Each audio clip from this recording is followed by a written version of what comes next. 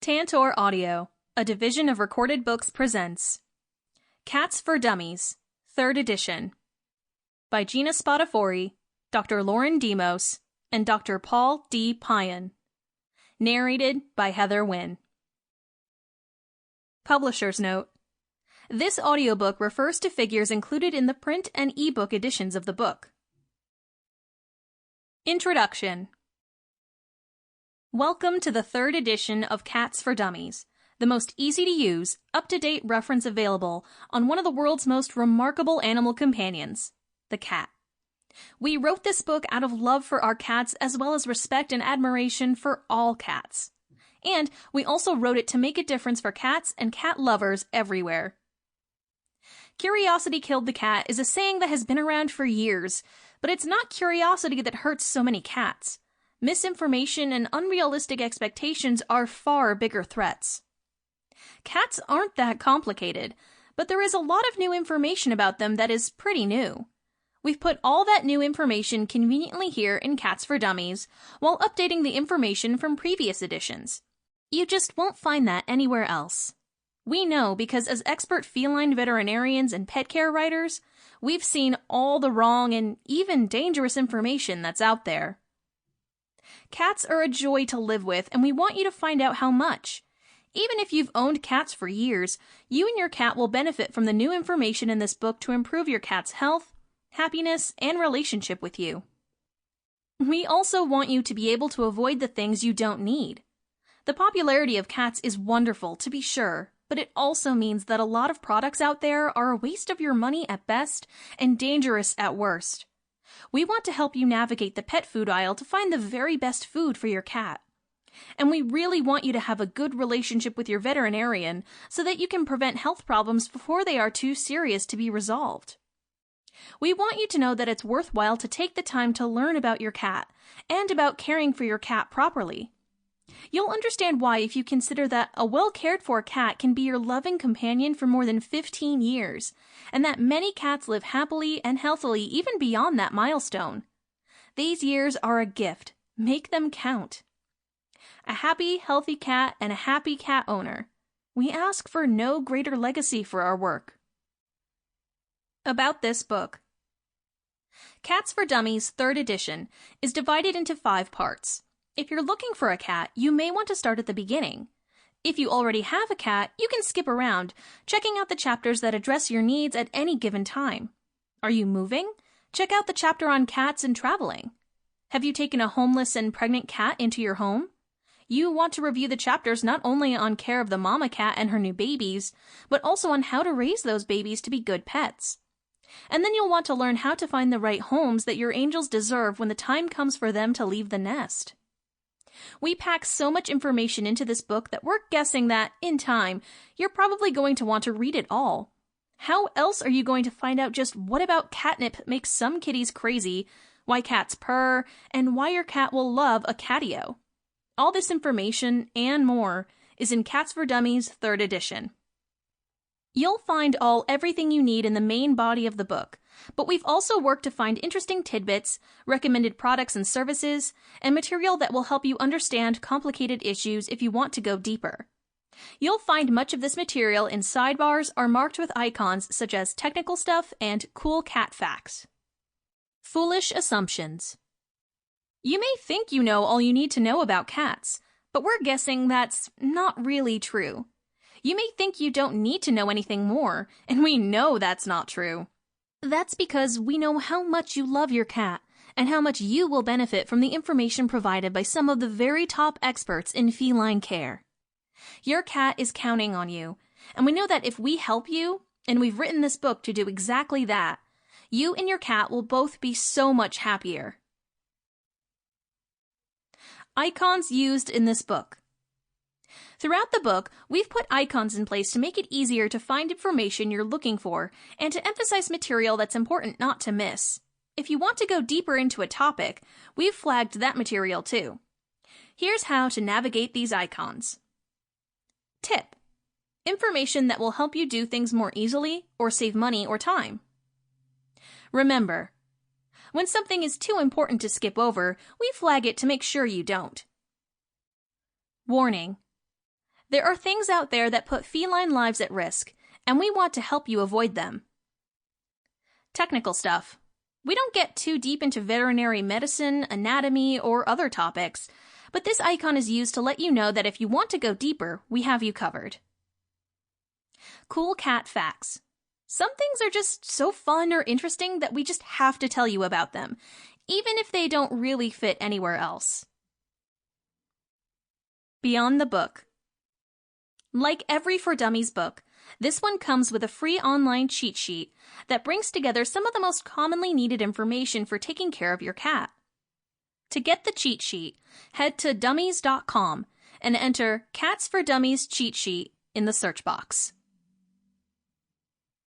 Where to go from here? Ready to enjoy and care for your cat even more than you do already? Jump in anywhere you like. If you haven't yet adopted a cat or kitten, or haven't had one for a while, you might start at the very beginning. If you're experiencing some behavior problems, jump to that chapter. Adopted by a pregnant cat? We have you covered. We know you love cats or you wouldn't be reading this book. Let us help you live a better life with your feline companion, with the best information you'll find anywhere. 1. Starting to think cat. In this part, discovering the history of cats and why we love them. Learning why kittens are cute, but a grown cat may be a better choice. Expanding your choices to include some very interesting cats. Helping give community cats a better life. Chapter 1. Together Forever. A History of Cats and People. In this chapter, explaining the popularity of cats, debunking some common misconceptions, living with cats and allergies, considerations of the indoor cat. Forget ancient Egypt, where the cat was honored as a god. The golden age of the cat is now. More is written about cats, shared online about cats, and said about cats today than in all the generations before. Cats are the subject of musicals and movies, of research into their diseases, and of business reports that tally the billions of dollars spent worldwide to keep them healthy, clean, and amused. In the technology-heavy and time-short societies of developed countries, more people are discovering what poets, artists, and cat worshippers have known all along. Cats are much more than dog-light. They are cats, affectionate, beautiful, companions in their own right. The cat is civilized, but never fully. As the velvety paws of a cat hide her razor-sharp claws, the sleek body, purring in contentment, conceals the wild spirit that lives in every cat ever born. The cat gave her companionship to us so that we may caress the tiger, as the saying goes, and on some level that must surely be part of the charm. Our lives today are so far from what we were once, a people involved in the daily struggle for survival, hunters and seekers, both predator and prey. If we're haunted by our primeval memories still, our cats are not. They live theirs every day, and we share those memories a little whenever we welcome cats into our homes. The idea is both exhilarating and reassuring. The feline body is a perfect package of grace and symmetry, of function creating a form that has inspired humankind for generations. For a look at the feline body, and how to tell whether things aren't as they should be, see Chapter 16. Although dogs and horses, cattle, pigs and poultry, and even tomato plants and roses have changed enormously in our hands, the cat has not. The cat has recently expanded in physical variety, different coat colors and types, different ear shapes and body types, but all such variations are relatively rare and still quite definitely cats, more alike than different.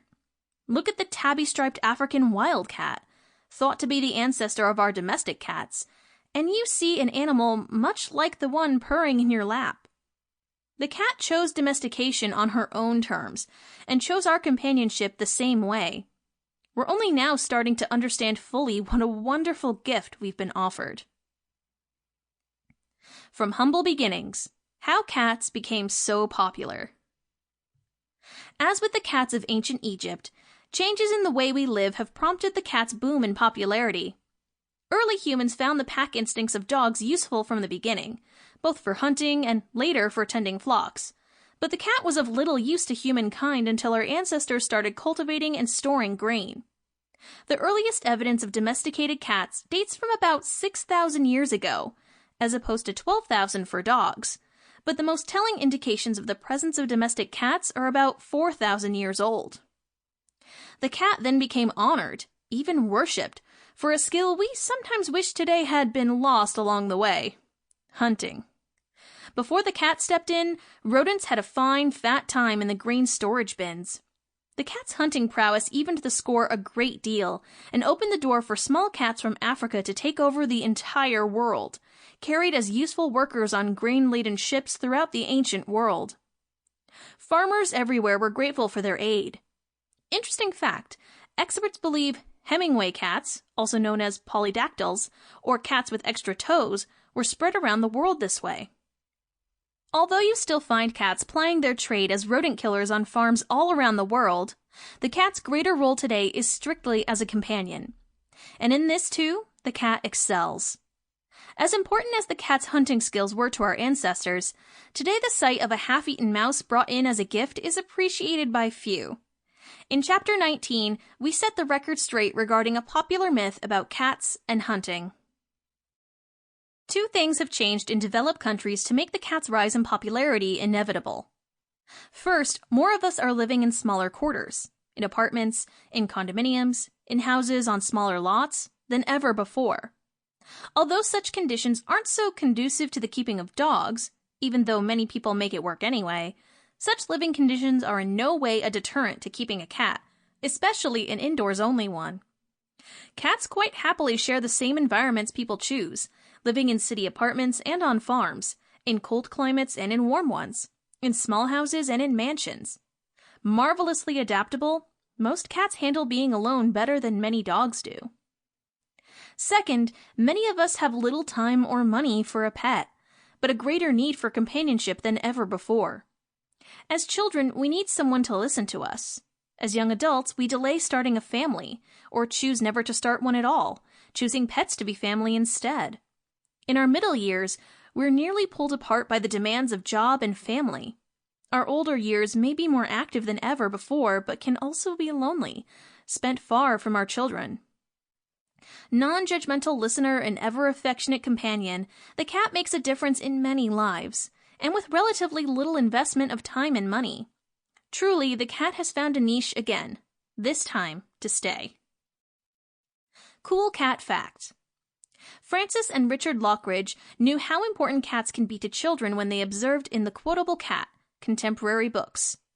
No cat has ever said, "I love you," except to the sensitive ears of children. We think many cats have expressed their love, but sometimes adults aren't listening well enough to hear them. Cool cat facts. Thank you, Edward Lowe. One other thing made the transition of the cat from pest control to pet possible, or rather, one person, Edward Lowe, the inventor of kitty litter. Prior to Lowe's brainstorm, cats either went outside to relieve themselves, as many still do, to the unhappiness of many a neighboring gardener, or went in boxes filled with sand, soil, or sawdust, none of them a very practical solution for easy cleanup and smell control. In 1947, cat lover Kay Draper of Cassopolis, Michigan, sought sawdust for her cat's box from a local business. The firm also sold kiln-dried, granulated clay for cleaning up grease spills. Edward Lowe, son of the shop's owner, suggested that the woman take home some of the absorbent clay instead, and an industry was born. After she came back for more, Lowe decided he was onto something. He put the clay in 5-pound bags, wrote "kitty litter" on the front, and suggested to a local store owner that he sell the bags of clay for 65 cents, at a time when sand went for a penny a pound. The owner laughed, so Lowe then changed strategies. "Give it away," he said, "and see how it does." Kitty litter made Lowe, who died in 1995, a millionaire many times over. The name of Kay Draper's cat somehow escaped being recorded for posterity. We think a little credit is due to him or her, too. For more on cat box fillers, how to choose them and how to use them, see Chapter 11. Some common misconceptions about cats and the facts. Even as cats reign supreme near the top of the pet popularity charts, a lot of people still harbor misconceptions about them. Many of these people would probably enjoy having a cat in their lives if they'd only open their minds and their hearts. Most of the ideas about what cats aren't come from comparisons to what dogs are, and of course, that's not the right way to look at things. Other ideas about cats apply to those who are mostly outdoor or semi-wild. A cat who is well socialized from birth and closely bonded with his human companions is another animal entirely. Remember, too, that what's a fault in the eyes of some is a virtue in the eyes of others. The over-exuberant affection of a bouncy big dog isn't for everyone. Believe us. We hasten to add that while most cats aren't as overtly interactive as dogs, some really are happiest when in your face, and it's not unheard of to have a cat who likes to play fetch. For more cat myths and the truth, see Chapter 19.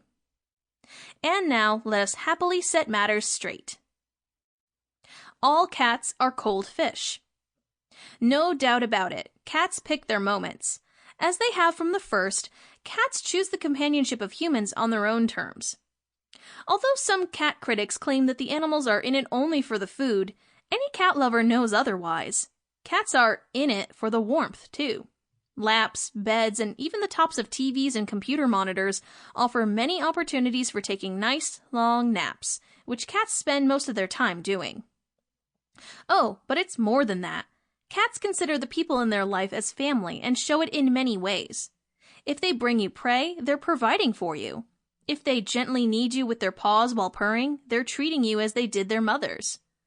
If they play with you, they're treating you as litter mates or other cat pals. If they kiss you, don't kid yourself. It's legit. Cats need their contemplative moments. Of course, as do we all. A cat needs time to think about how much she loves you, or how tasty that little mousie would be. But anyone who has lived with a cat will vouch for the sincerity and constancy of a cat's affection. People who don't like cats often complain that a cat chooses a cat hater's lap out of a whole room full of cat lovers who'd love to offer theirs. This behavior is often given as an example of the independent, or even malicious, nature of the cat. The truth is that something else is at work. Cats feel threatened by direct stares and avoid strangers who take such liberties. In a room full of cat lovers and one cat hater, probably only one person isn't looking invitingly at the cat, and that's the one who gets the cat's vote. Cats love places, not people. Well-documented stories abound of cats traveling hundreds, even thousands of miles to return to an old home after moving. This amazing behavior leads many people to believe that cats prefer places to people. Sadly, the same belief prompts some to leave their cats behind if they move, figuring that the animals are happier at the old house and hoping the new residents take them in. Most of these abandoned cats join the sorry ranks of the free-roaming unowned, or are taken to the shelter to be euthanized. That cats are very territorial and mark their own property certainly is true. They even mark you with their scent, as they rub against your legs, hands, or face. Their territorial behaviors don't mean they prefer places to people, but they do suggest that cats need time to realize the humans they love are in their new home, and may try to find you in their old house until they're settled. Your cat loves you just as much in your new home as in your old one, but he needs time to adapt. Moving a cat to a new home requires planning, patience, and care. For information on how to make the move work for you both, see Chapter 12. Cats can take care of themselves. Unquestionably, cats are easy keepers. But anyone who adopts a cat thinking that cats are like houseplants, just more furry, is in for a big surprise. Kittens and cats seek and need attention and affection. They also need both preventive and routine care for any number of common ailments.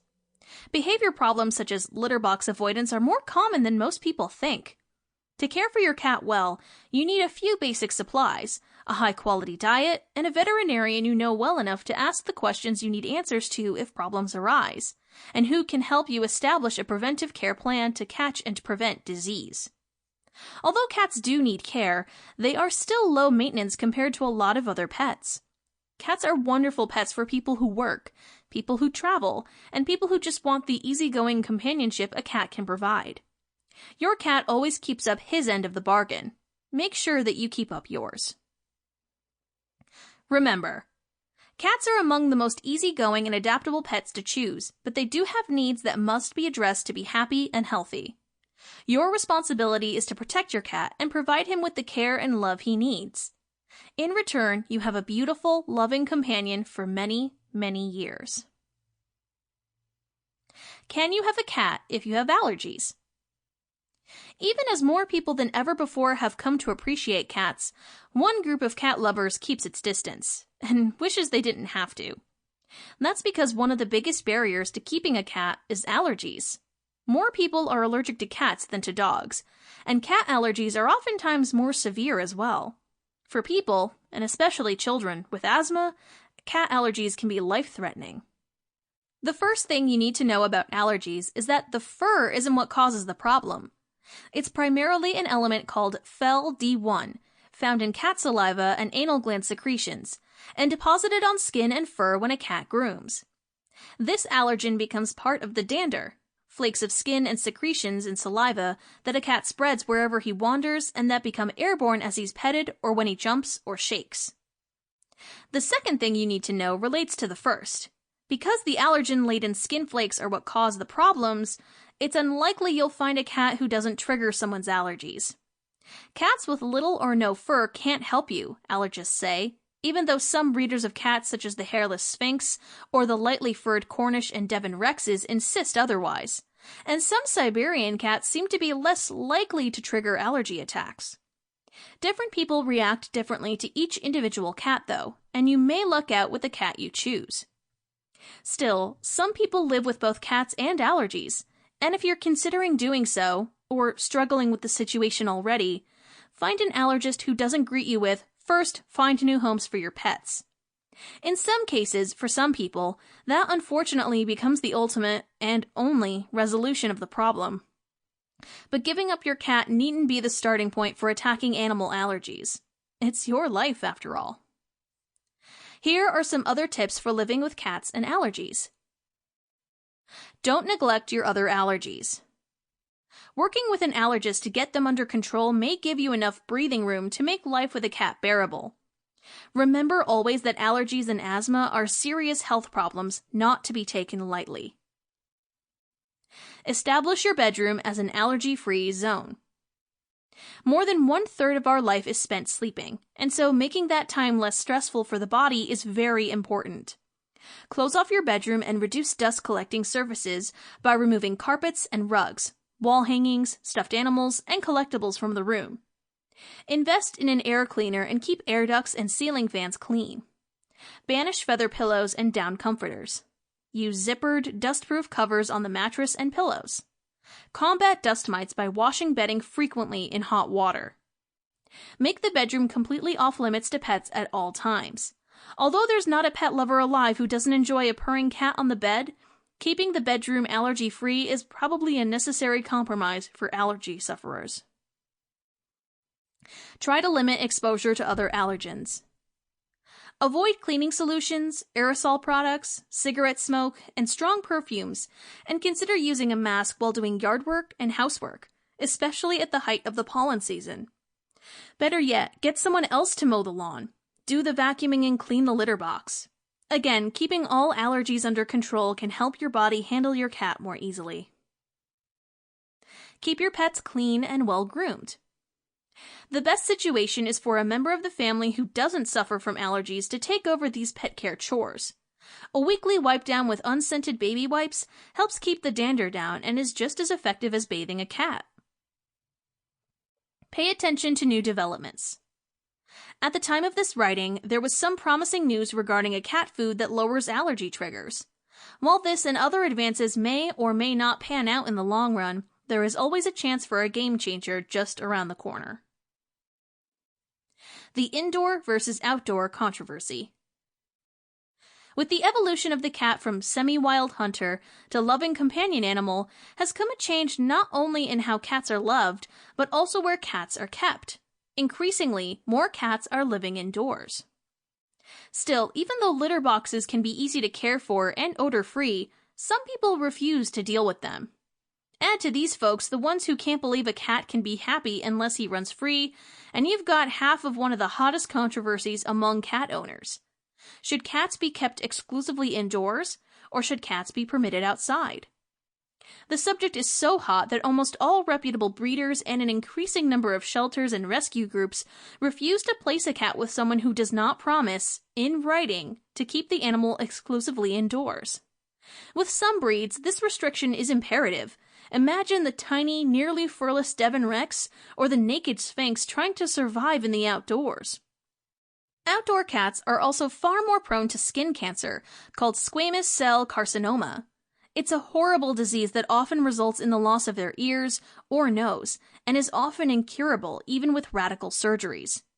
Dr. Lauren, who went to veterinary school in Australia, notes that she saw more of this horrible disease there, since cats in other countries are far more likely to roam freely than pets in the United States.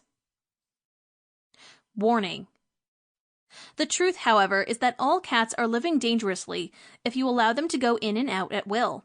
With correct diet and preventive care, an indoor cat can easily live for 15 to 20 years, or more. A cat with outdoor privileges is lucky to live a fraction as long, although many exceptions do exist, of course. Here's a list of the things that can do in the outdoor kitty. Cars.